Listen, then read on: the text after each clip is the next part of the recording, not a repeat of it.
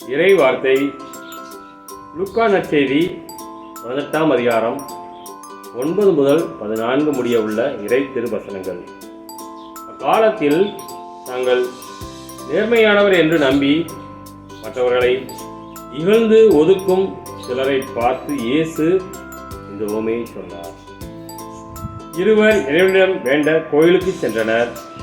ஒருவர் பரிசேயர், மற்றவர் வரி தண்டுபவர். பரிசேயர் நின்று கொண்டு இவ்வாறு இறைவனிடம் வேண்டினார்: கடவுளே, நான் கொள்ளையர், நேர்மையற்றோர், விபச்சாரர் போன்ற மற்ற மக்களைப் போலவோ இந்த வரி தண்டுபவரைப் போலவோ இல்லாதது பற்றி உமக்கு நன்றி செலுத்துகிறேன்.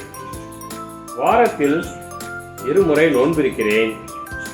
என் வருவாயில் எல்லாம் 10 1 பங்கை கொடுக்கிறேன். ஆனால் வரி தண்டுபவர் தொலையில் நின்று கொண்டு வானத்தை அண்ணாந்து பார்க்கக்கூட துணியாமல் தம் பார்வையில் அடித்துக்கொண்டு, கடவுளே, பாவியாகிய என் மீது இறங்கி எள்ளும் என்றார்.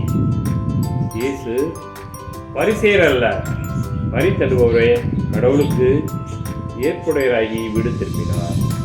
ஏனெனில் தம்மைத்தாமே உயர்த்துவோர் தாழ்த்தப் பெறுவர், தம்மைத்தாமே தாழ்த்துவோர் உயர்த்தப் பெறுவர் என நான் உங்களுக்கு சொல்கிறேன் என்றார்.